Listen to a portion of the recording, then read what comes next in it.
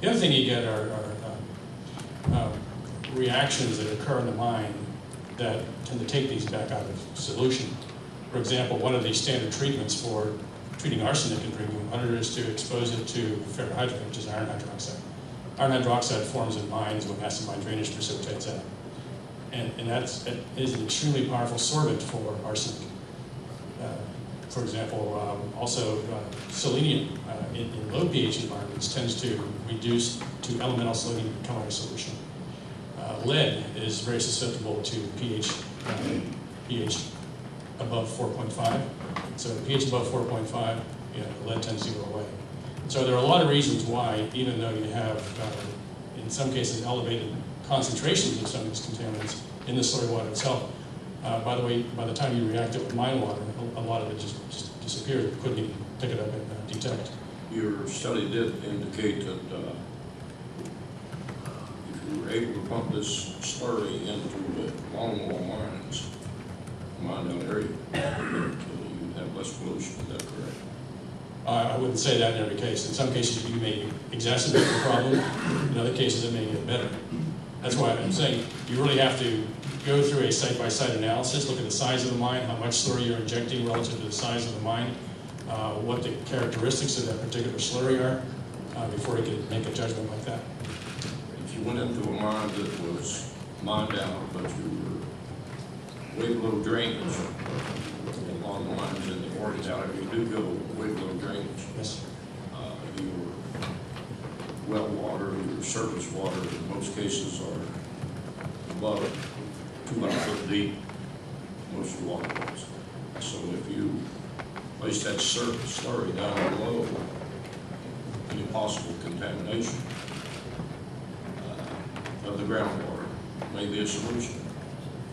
If the head pressure is not sufficient to drive it up into a zone where you might have a well, for example, and you're right, in the Pittsburgh Basin, northern West Virginia, any water below about 300 feet depth is going to be saline anyways. So you don't have a drinking water issue there. But some of your Pittsburgh coal is 1,000, 1,200 foot below. Absolutely. So a lot of these voids are way below that. The other thing is that you have barriers around all these mines now. In the old days, the mines were almost continuous from the outcrop down through several generations of mines. So you had almost a continuous pathway up to the surface. So you put pressure on one end of a mine, even though it's dipping way down like this, you might start pushing water out to the surface. But the barriers around the big mines now are sufficient. Well, they are sized in the company's interest to prevent this water from getting to their pumps, and that's just an expense for them. So they keep these barriers so that you have reasonably hydrologically isolated mines now in these areas. And we're requiring most of your mines to line downhill to contain the water. Well, yeah, you get both. But pump it out and treat it while they're mining. That's right, because you have to keep your working face dry. So they'll drive headings out to the lower depths, and then they'll put their sump pumps down there and then work in that direction. Yes. Thank you, Doctor. Dr. Purdue. Thank you, Mr. Chairman.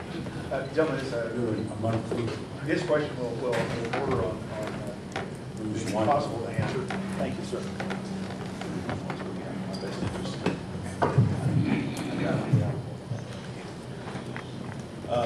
This question may border on something that is not possible, but I had a concern about injection, where it regards potential drilling for Marcellus Shale and the chemical components they put in there.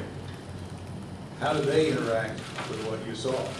Is it possible to define what would happen if, let's say, lead were salted out in some way, somewhere at the bottom of these pools? And then we drill through there and dump in something else that activates that in a different capacity. Has there been any discussion of that? To my knowledge, no, although you raise a very good point.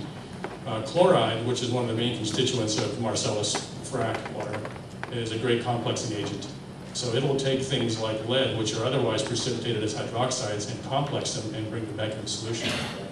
Right, that was a concern that I was kind of driving at that. Is we know that in certain cases, and you'd spoken to this, pH is a controlling element in terms of salting this stuff out, and then you resolubilize it in other ways.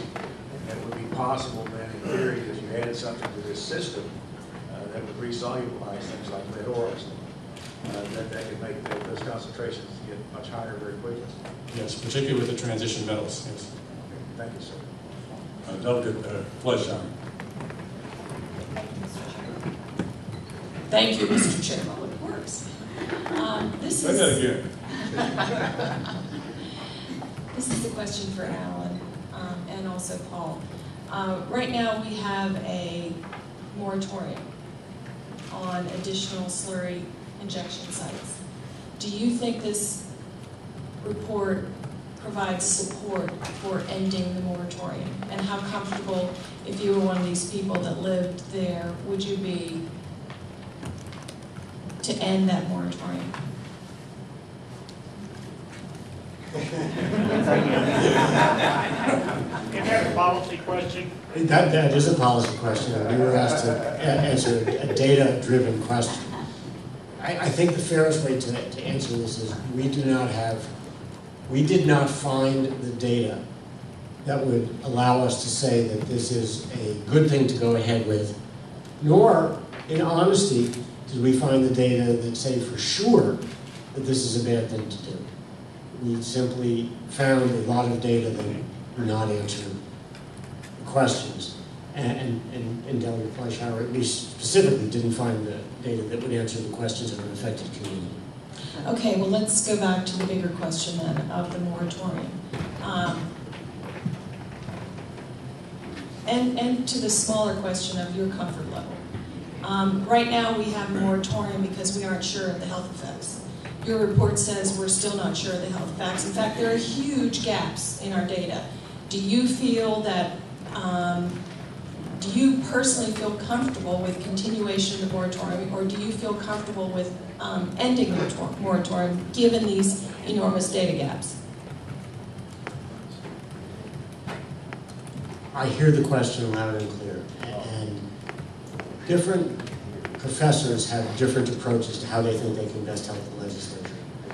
And my take is that the legislature is really well served when I stick with the data. And I believe firmly that we do not have the data to answer the questions that were posed when the reports were requested in 2007. And I think the legislature will figure out, without me advocating, what to do with that. Do you think the safest case would be to hold where we are? The safest direction? Well, I think one of the things that came up in this study that surprised me was the relative predictability of the mass balance approach with respect to predicting the outcome. So I think in terms of risk assessment, that ought to be applied to any, at the very least, to any new permit application. And when I say I was surprised by the results, we're talking about big mines, we're talking about very variable rates of input and so forth. I expected the data to be all over the place. But in reality, we were within a couple of tenths of milligrams per liter of what we actually saw in the field. So that gives me some comfort that as a risk assessment tool, mass balance is a reasonable way to go if policymakers in their wisdom decide that the moratorium ought to be lifted. Thank you. Senator Dean. Yes. As you probably know, there are several thousand, maybe 20,000 oil and gas wells in West Virginia that should be plugged. And it's a very expensive process that we use now to plug these wells, set bridges and big stuff. And it seems to me that if this cold slurry could be used in an abandoned mine, I guess is where most of it goes, could that not be used to plug these abandoned wells which need to be plugged? Have you given it, well, if you haven't given any consideration to that, perhaps at some time in the future you could. That's a good point. But well plugging is a pretty straightforward proposition. You basically just pump in grout, and it's an easily controlled operation.